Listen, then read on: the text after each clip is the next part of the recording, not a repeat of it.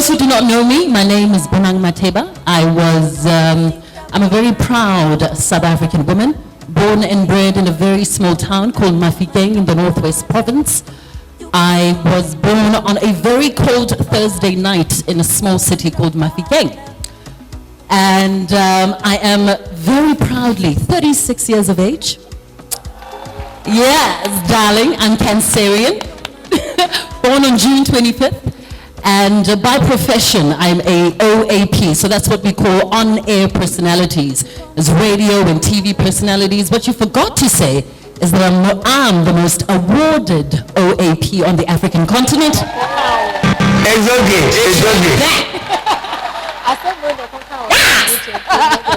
And my career, has been said, spans over 2 decades. I started my career as a TV personality and TV host. At the age of 16, I hosted a couple of shows on SABC, which is the South African Broadcasting Corporation, on numerous channels on SABC, starting at the age of 16. But my big break came when I turned 19. I hosted a music show on the biggest TV channel in South Africa. It's called Live. It was a live broadcast every single Friday. And it's what I call a VJ, a video jockey. They don't have them anymore. But that's where my career started. At the age of 19, I have collaborated with many brands, the likes of Ciroc, Cavassier, Legit, L'Oreal. The list goes on and on and on. And for the first thank you very much. For the first 6, 7, 8 years of my life, I was collaborating and, I was a brand ambassador for numerous brands. My biggest moment came in 2013 when I was named the first face of Revlon outside of the United States of America. So I'm very, very proud of that. And since then, I've just moved from one project to the next.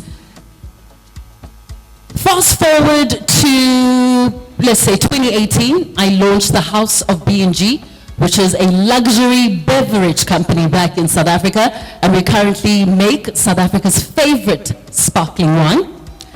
And we have dreams and aspirations of bringing it here in Ghana, for the people who have tasted it, hopefully you're a big fan of it. If not, it will be here very soon. It is available in all SADC countries, Swaziland, Lesotho, Zambia, Zimbabwe. So with that said, all my work with branding and everything that I've learned has really helped me become a formidable, I'd like to say, businesswoman. But I think today I'm here to answer your questions, to inspire you, and to just share a little bit of my knowledge, how I became who I am, and what it means to be a young African woman in 2024. I think the theme that runs throughout today, and the theme that you're going to hear throughout today, is how, women are definitely at the forefront of many, many things. And sometimes the choices that we make have a huge domino impact, not only on us, but on so many people around us. That's why when you are a woman, your decisions and your choices are sometimes a little bit more difficult to make. That's why I'm very, very grateful to be here today and to partake in productions and events like this, where we're able to share all our knowledge and the things that we know and the things that we've learned. So Nana, once again, thank you very, very much for having me here. Like I said, I do have questions and would like to take more questions, because how I approach speaking engagements is that when somebody asks you a question, it obviously comes from their experience, right? And I'm certain that all of you are here today to get some answers. And I'd like to sort of concentrate on that. So if you are going to ask me a question today, it really needs to be, I would hope, quite specific to any situation that you are in right now. Is that okay? We're watching television, and there was a specific personality by the name of Vinolia Mashiku, and she was a female personality on television who was doing what I thought I could do. And Vinolia was somebody I like to say your fire starter. So if you think of, I always say there's something about you. You need to identify something about you that you can bottle and sell. And I remember seeing Vinolia and thinking, oh my goodness, I think I want to be a TV personality. And the first thing that I did, well, back home in South Africa, and it's something I'll always encourage, is that as soon as you have identified what it is you want to do, it's always important to back it up with either knowledge or skill.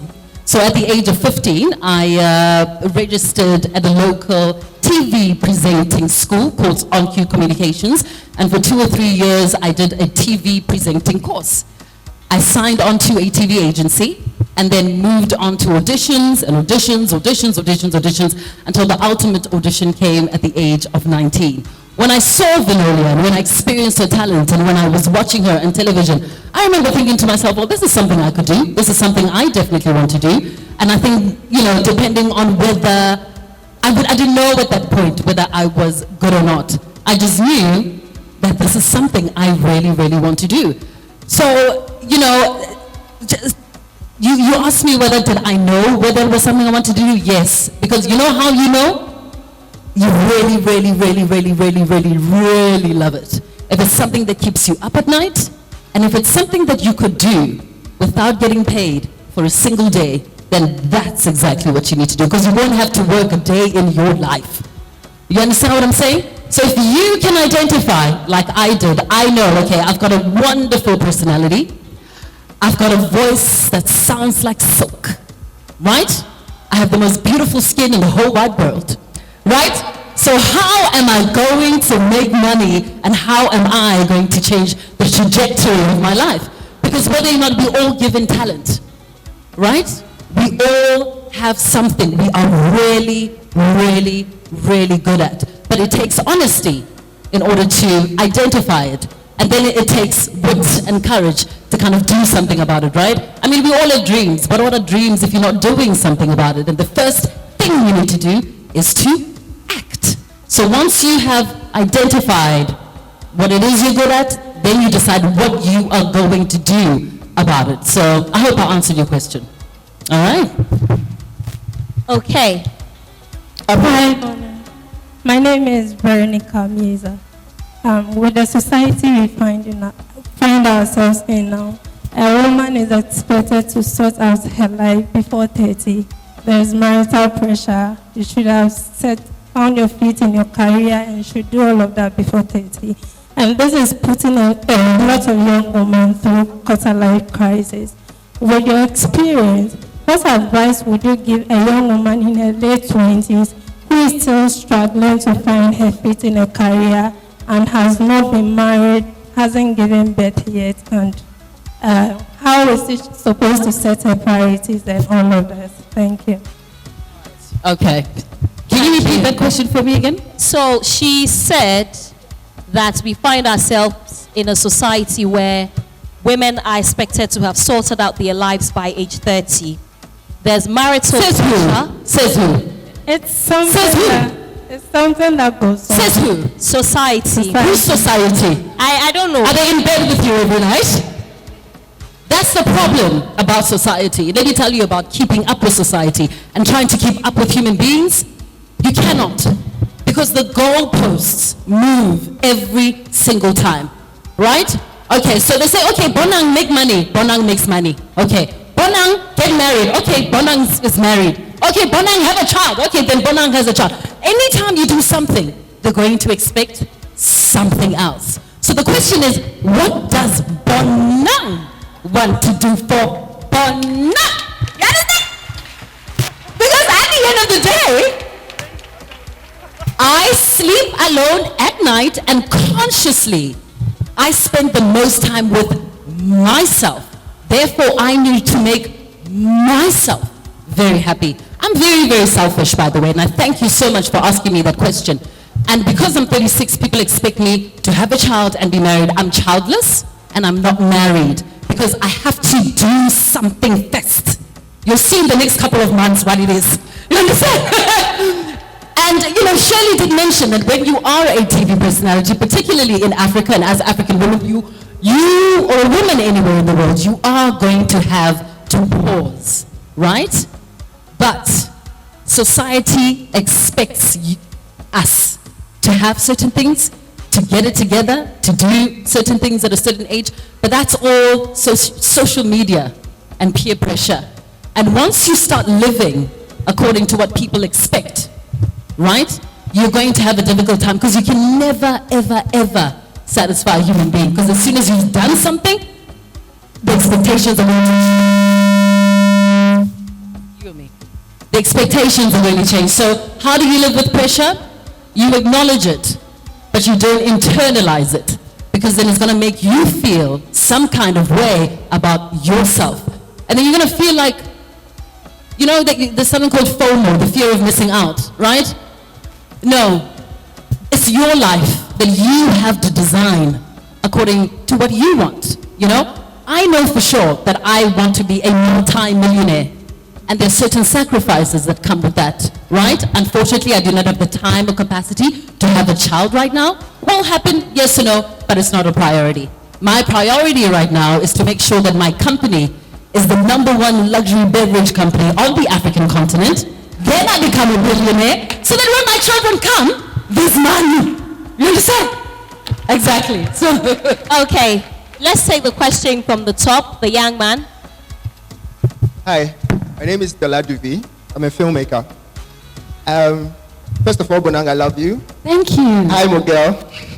So I like to ask that there are a lot of creatives around and they have the same ideas, or they are doing the same things that you are doing, but how did you stand out as the Bonang that we know and love? And then secondly, I'd like you to shed light on mentorship and why it's important for a creative to somewhat have a mentor that he or she looks up to. And then, did you bring Pinky Girl to Ghana? Did you bring Pinky Girl to Ghana? Did she bring that's the what? fun side. Did you bring Pinky Girl to Ghana? Bonang, What? did you bring Pinky Girl to Ghana? Oh, did I bring Pinky Girl? Oh, Pinky Girl is my cousin. No, unfortunately not. Sorry about that. Thank you. Thank you so much. It's so nice to meet you. It's an honor to be here, by the way. So you asked me what makes me stand out, right? You know, we're all extraordinary, right? But there's a difference between ordinary and extraordinary. So what is the extra? It's very small things. You know, the quickest way and the best way to respect people is to respect their time, right? So when you are booked for an event, when you have a meeting, when you are asked to go to somewhere, I really believe in respecting time. Because when you respect time, it means you respect yourself and you respect the next person. And when you respect time, it means you are reliable. And guess what happens when people are looking for people who are going to show up? They go to you because you are reliable and you show up. So #1, that's what for me that I knew that was #1 my selling point, right?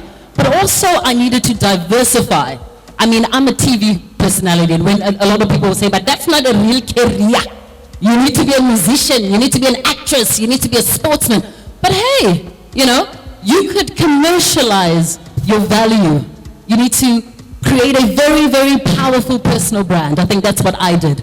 And after you do that, you're able to kind of commercialize on your value. But I believe in just staying professional and making sure that people can rely on you. Because that's the pattern that I've seen. Is like people always come back to me. I know I'm great, I'm good, I'm wonderful, but what is it? You know, when you take yourself seriously and you take the next person seriously, I think it always stands out.